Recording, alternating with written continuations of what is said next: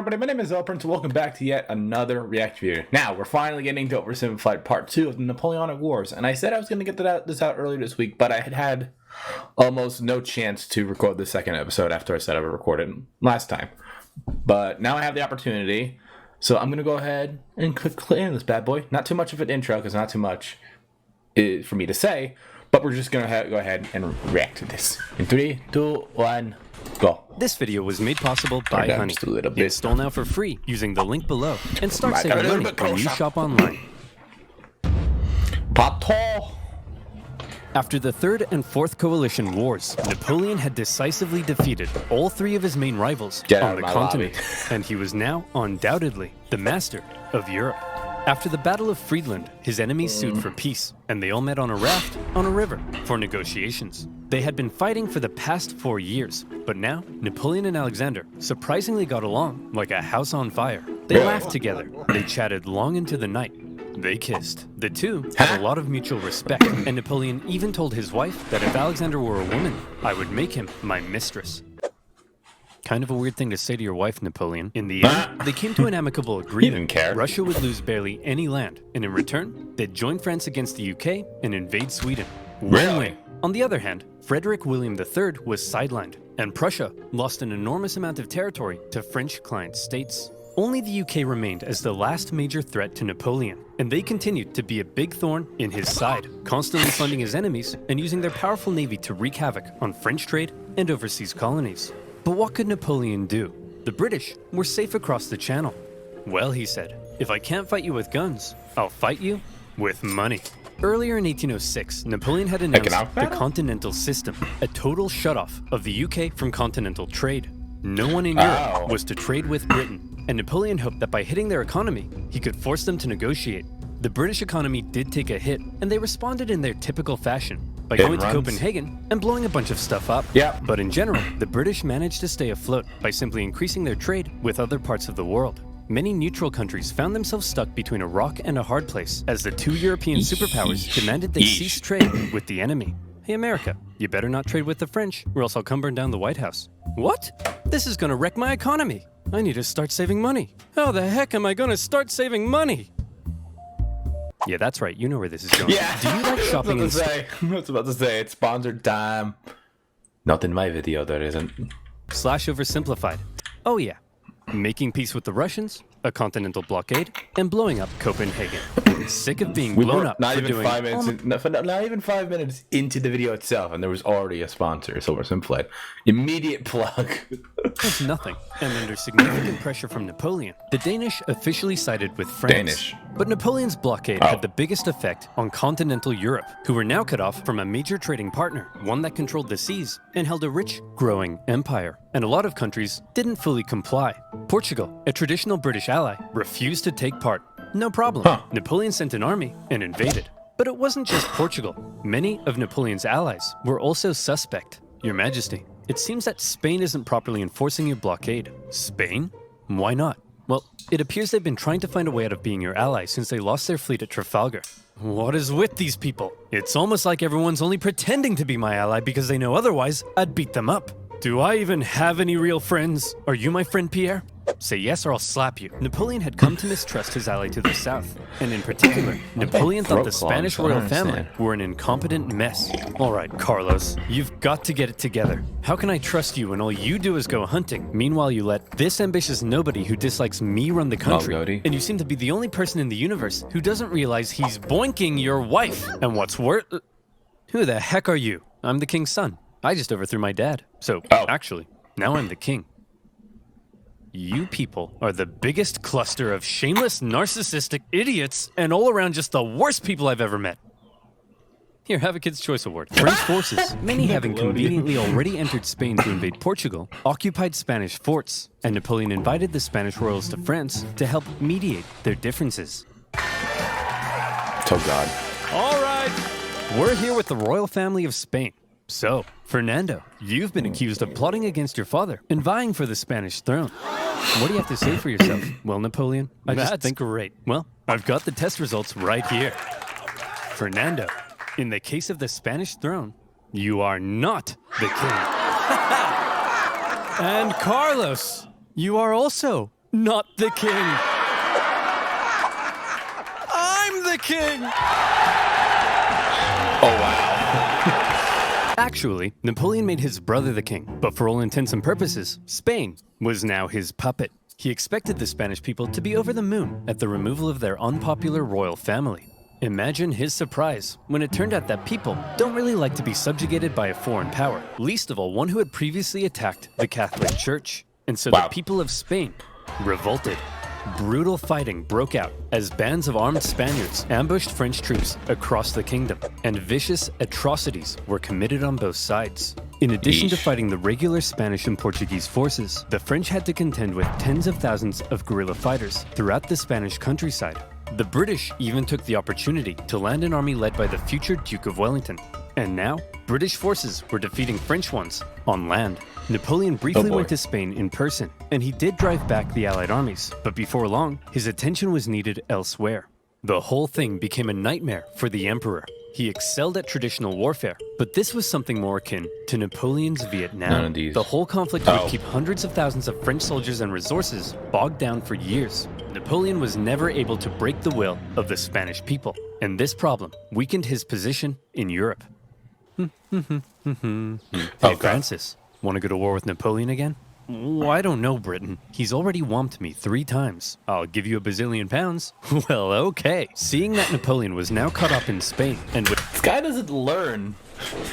I mean, I'm saying that now, and he probably won, but still, 3 times in a row, I wouldn't fight that guy again if I lost 3 wars in a span of like 10 years.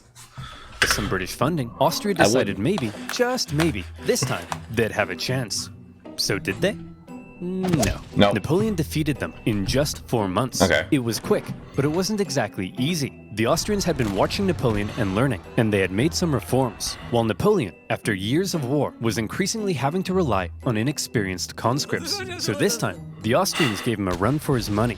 The Fifth Coalition saw some of the bloodiest battles to date, including Napoleon's first major defeat. And when he did finally defeat the Austrians at the Battle of Wagram, it was a very costly victory. Still, Napoleon had yet again kicked Francis's butt, and as part of the peace terms, Austria lost a bunch more land. Not long after. Why doesn't this guy learn? He can't beat Napoleon. This is the 4th time he's been beaten by this guy. Don't fight him, even if other countries persuade you to. After, however, Napoleon and Francis came to another agreement. It was decided that Napoleon would marry Francis's young daughter. But wait, doesn't Napoleon already have a wife? Well, yes, he did. Divorced. Josephine and Napoleon had become quite fond of one another, but now that Napoleon was playing the monarch game, he needed a male heir, and his aging wife wasn't giving him one. So it was out with the old and in with the new. At least he didn't behead anyone. For Austria, they felt that if Napoleon was going to keep on winning, they may as well be on his side. So through the marriage, Napoleon got an alliance with Austria and a beautiful baby potato. Between the failing blockade against Britain, the ongoing war in Spain, and now his recent struggles in Austria, cracks in Napoleon's invincibility were beginning to show. But still, look at this map. So blue, so beautiful. Even Sweden, after being pulverized by Russia, overthrew their king, and after an interesting chain of events, ended up putting one of Napoleon's own marshals in charge. Marshal Bernadotte took the name Karl Johan and became Crown Prince of Sweden, after agreeing to join Napoleon's continental system. For now, Sweden was Team France. Napoleon was on top of the world. He had won an endless string of victories. All he had to do now was sit back and not make any major miscalculations that could completely turn the tide of war. So let's see what comes next. Oh God. France's alliance with Russia was a terrifying prospect. Together, the two could have been unstoppable, but unfortunately, the alliance didn't last. The Russians felt they weren't getting a fair deal. Napoleon's Duchy of Warsaw right on their doorstep was a bit of an insult, and then their economy began to tank because of Napoleon's British blockade. And eventually, they began to open up trade. Your Majesty, it seems Alexander is no longer abiding by the continental system and has begun trading with the British. Alexander? But he kissed me. He kissed you? You wouldn't get it, Pierre. No one would ever kiss you. The security of Napoleon's empire depended on removing the British threat, and he wasn't happy with Russia's backdoor shenanigans. And so in 1812, Napoleon decided to go to war. He gathered together the most massive army Europe had ever seen, made up of troops from every corner of his empire, and he prepared to invade. Okay, it looked... Well, actually, no. I think isn't that no? Hold on, that's not the largest army in the world. I forgot. Germany launched an invasion of almost 3 million men during World War II when they invaded the Soviet Union. Looks like Napoleon's coming for us. Generals, I need ideas. We could stand and fight. No, that's stupid. You're stupid. We could run away. You're a star. You'll remember Napoleon's tactics relied on astonishing speed to outmaneuver his enemy and force a quick, decisive battle. Well, I've got 2 words for you. Scorched earth. If his opponent retreated while scorching the earth, his men couldn't live off the land. And if his men couldn't live off the land... Wait. So basically Russia pulled the same maneuver they did back during World War II when Germany also invaded. The same thing I said a few seconds ago. But when Germany invaded Russia, they were also burning their own economy as they were falling back. So Hitler couldn't live off the land as he was invading the country. It's basically the same thing he done here, but with Napoleon. And Napoleon happened in Napoleon first. Land, he needed his supply trains. And if he needed his supply trains, he couldn't move quickly. And if he couldn't move quickly, he couldn't outmaneuver his enemy. And if he couldn't outmaneuver his enemy, I think you get the point. Yeah. Napoleon launched his invasion and hoped for a quick battle. But all he could do was try to catch the retreating Russians while moving deeper and deeper into hostile territory. Jesus, as he went, the horribly hot summer devastated his army. His men died of heat, exhaustion, and disease. Supplies began to run out, and his men began to starve. Many deserted, and still the Russians continued to retreat. Numerous times Napoleon considered turning back, but that little voice in his head kept on telling him, keep going, just a little further. And don't worry, you're definitely average height for the time. He nearly caught the Russians at Smolensk, but it was his birthday, so he had a party instead.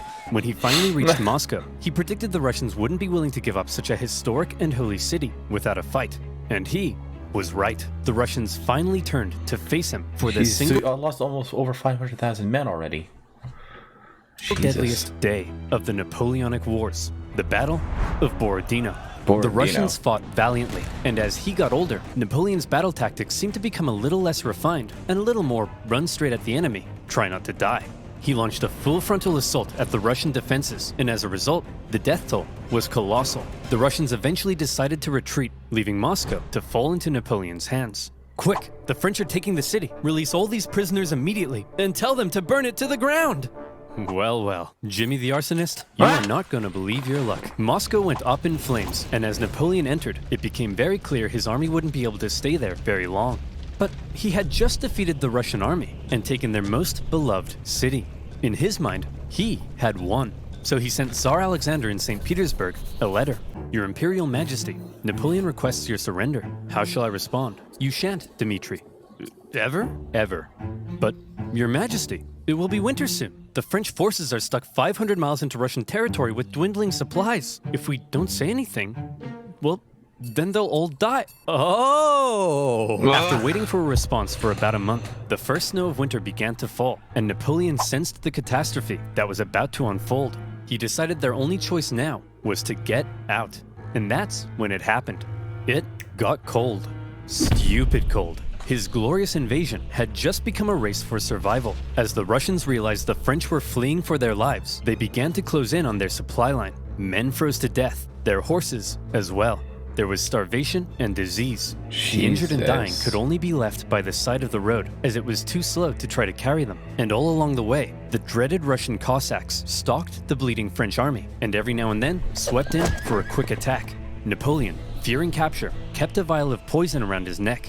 At one point, the Russian armies nearly trapped him again. Okay, I did not know that part where he had poison around his neck all the time. It's the Berezina River. But a little Napoleon cleverness gave him the old Geoffrey juke, tricking them into thinking he was going south and then escaping across rapidly built pontoon bridges to the north. When the Russians realized where he was and began to close in, the French burned the bridges before everyone could cross. Hundreds drowned, and thousands were captured. At this point, Napoleon got wind of plots against him forming in Paris, so he abandoned his men and went back to France. The remaining French stragglers made it across the border. It's been estimated over 600,000 men went into Russia. Less than 100,000 returned. Napoleon was now in a very precarious situation. His army had just been obliterated, and the other European leaders smelled blood. Here was an opportunity to take advantage of a weakened Napoleon, regain territory and influence, and liberate Europe from his dirty French paws. And so, they began to turn. Prussia soon broke their alliance and switched sides, while Austria declared neutrality. Even Sweden, led by one of Napoleon's old marshals, joined the Allies, partly due to Napoleon's earlier invasion of Swedish Pomerania. The War of the Sixth Coalition, or at least Francis isn't attacking Napoleon because he'd still get his ass kicked, had begun. The coalition forces had been reforming their armies, and they were now much better. And the UK had also significantly amped up its financial aid to its continental allies. Their armies quickly advanced through Poland and into Germany. In Paris, Napoleon was understandably freaking out. He needed to put together a new army fast, and he called up over 100,000 new conscripts, mostly teenagers. He also put his factories into overdrive, and he was like, you, make more rifles. You, build new cannons. You, make more horses. I don't make horses. Then who makes horses? Horses make horses. Explain how. Well, when a daddy horse and a mommy horse love each other very much. Yes, go on. Well, then the daddy horse... I'm sorry, Napoleon. You're 43. I thought you'd know this stuff. Don't touch me. I'm gonna be sick. As it turned out, Napoleon's lack of horses would take the biggest toll on his army, since his tactics relied on speed, maneuverability, and destruction. When he took the fight to the Allies in 1813, he did defeat them and sent them running. But lacking cavalry, he was unable to effectively pursue and destroy. He needed horses. For the Allies, being defeated in battle by a man whose army was now full of inexperienced conscripts was concerning. So both sides were like, hold up, time out. The Allies were somewhat cornered, and had Napoleon kept going, it's possible he could have won. But instead he agreed to a brief truce with the Austrians mediating between the two sides. When Austria demanded Napoleon make major concessions, Napoleon told them to shove it. Having had their terms rejected, Austria felt now they were justified in saying, well, we tried, and they joined the coalition. Okay, everyone, look at us. The boys are back to...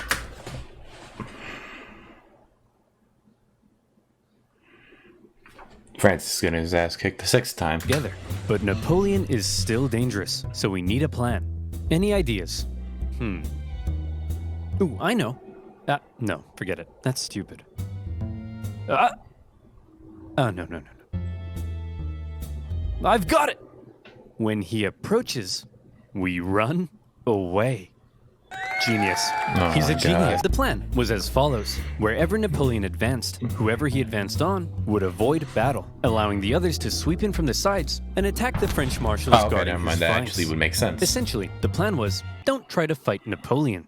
And this plan worked tremendously. The Allies scored a number of victories that saw Napoleon move back to the city of Leipzig, where he would make one last major stand as the Allied armies converged in on him from all sides. The stage was set for the biggest and bloodiest battle of the Napoleonic Wars, the Battle of Leipzig.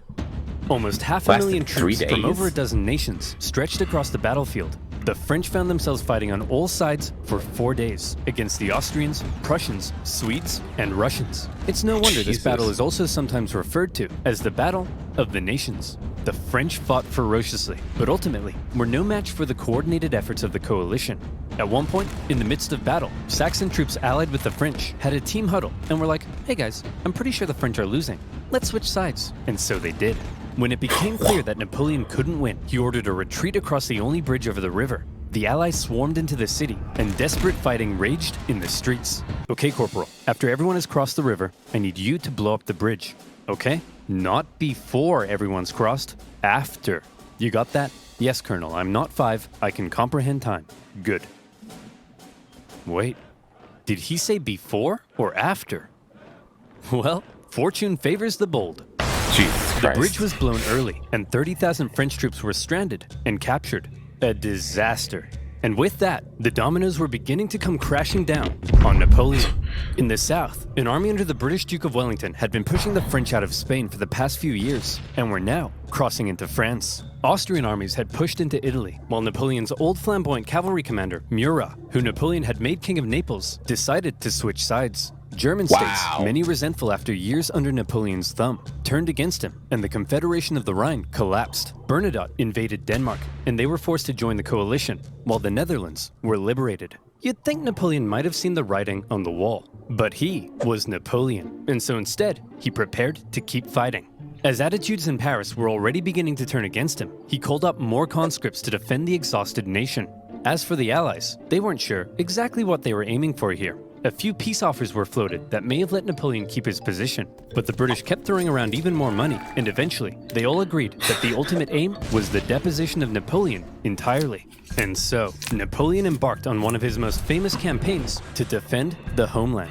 He was completely outnumbered, but the Allied armies had split up and spread out. His army was so small that he could move at lightning speed, and he used this to his advantage. In the famous 6 Days campaign against Prussian General Blücher, he attacked from all directions and defeated Blücher's forces 4 times, only suffering a tenth of the casualties he inflicted. Even with his back completely to the wall, Napoleon was still Napoleon.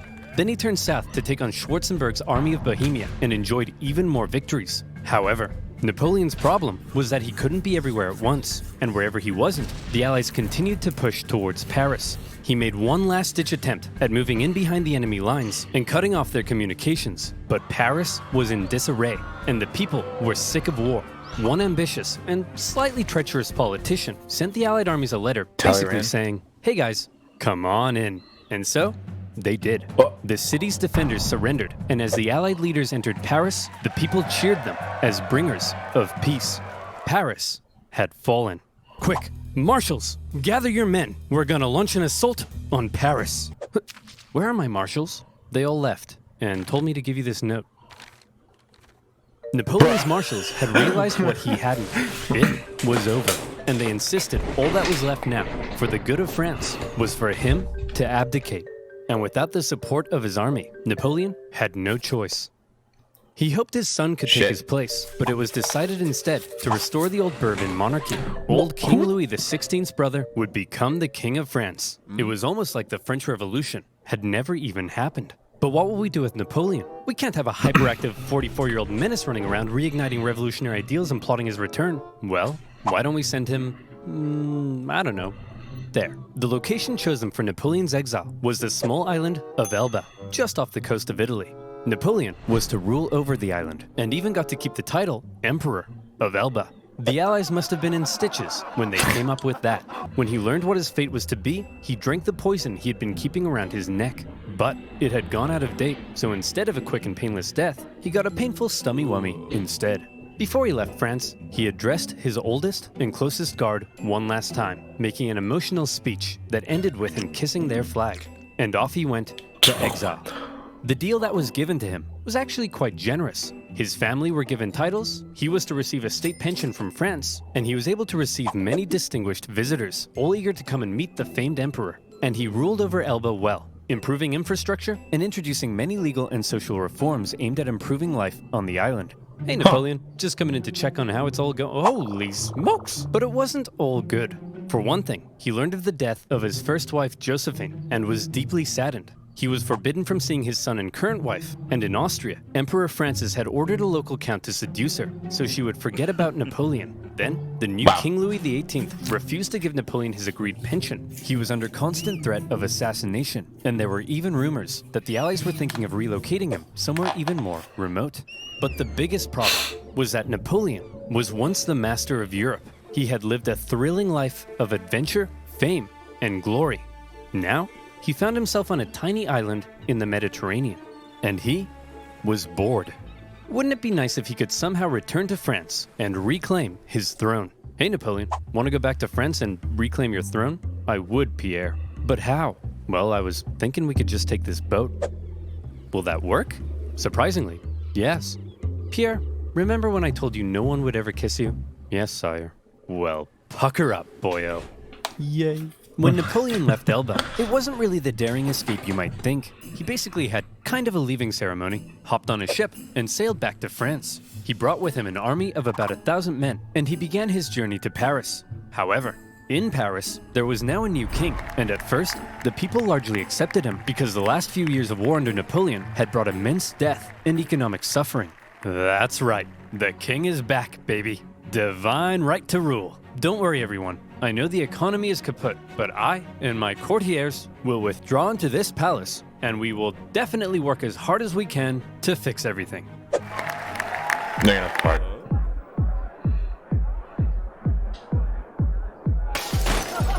Oh yeah, that's why we got rid of the king. As the Bourbon monarchy began to look more and more like a return to the past, and the returning nobility seemed hellbent on regaining their lost privileges, the people weren't too happy. And so, Napoleon hoped that his glorious return would be met with jubilation. In the end, the reaction was a little mixed, but many were happy to see their old emperor. Your Majesty, it seems that Napoleon is back and marching this way with 1,000 men. That guy? No problem. I have hundreds of thousands of men. Send them to arrest him. Your Majesty, it seems the thousands of men we sent to arrest Napoleon have all joined his side. Well, I'm off to Belgium. If you ever need a king again, be sure to let me know. As Napoleon continued his journey, the king had sent battalions of men to stop him, but they largely comprised of Napoleon's old soldiers, many unhappy with King Louis's military reforms. And so, when ordered to arrest him, they simply couldn't do it. In one famous incident, the troops began to cry out, "Long live the Emperor." When Napoleon reached Paris, with King Louis having fled, he entered unopposed to reclaim his throne. Napoleon was back from the dead. Okay, everyone, now that we've finally gotten rid of that guy, let's try to make sure something like this can never happen again. What's that doing there? Hey, fellow monarchs.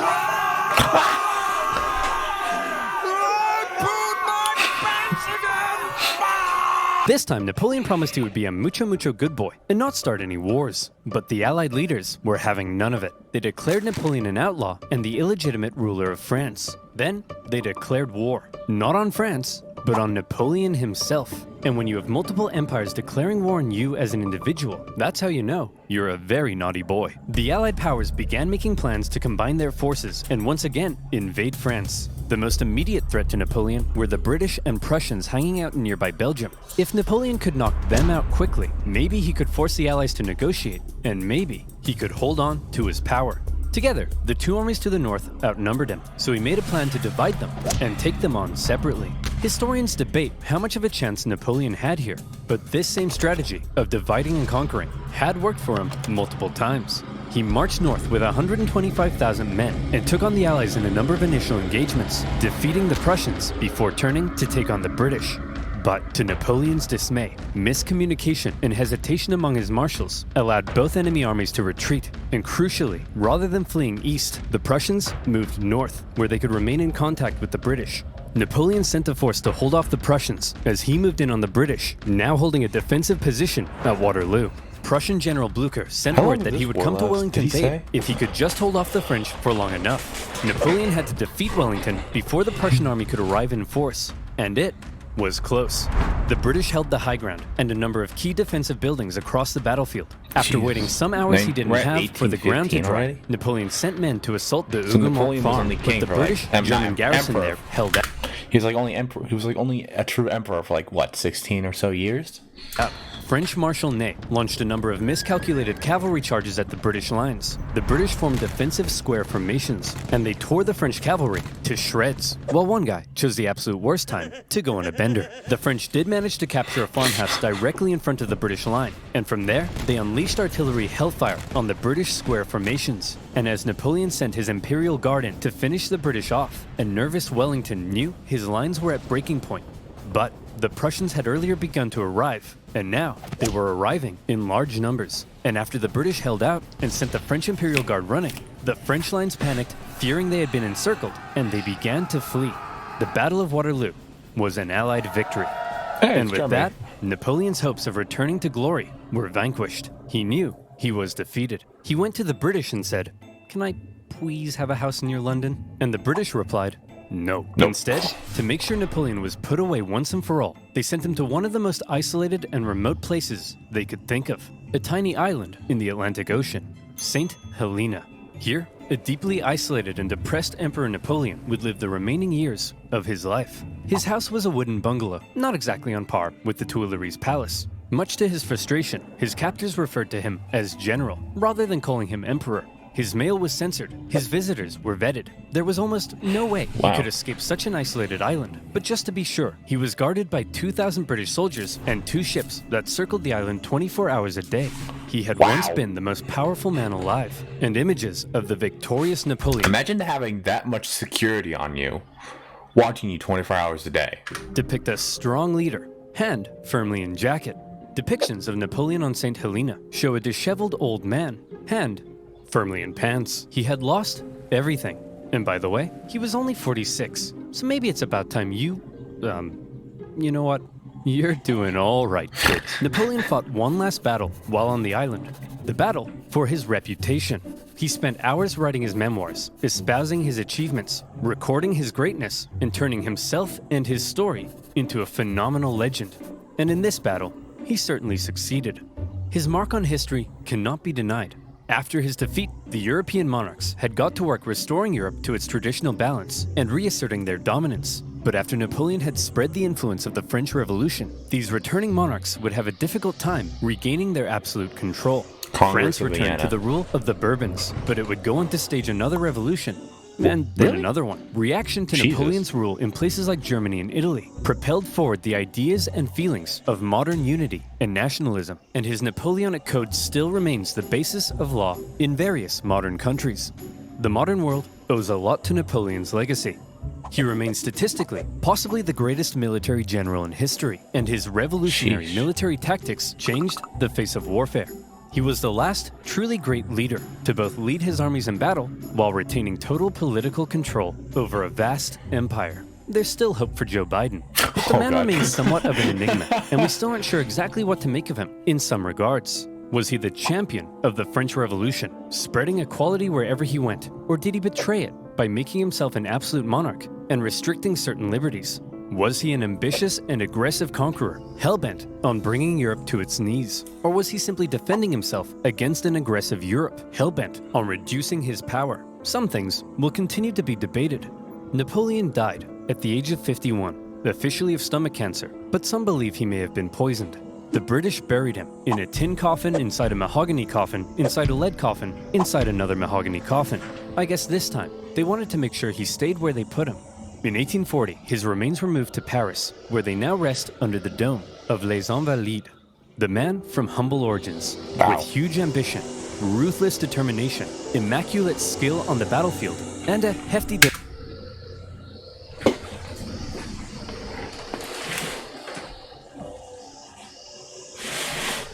of luck, who was determined to make his mark on history, did just that.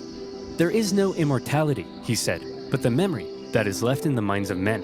And in that sense, Napoleon knew he would live on forever. Without leaving a trace of one's existence. And to reiterate, he was definitely average height for the time.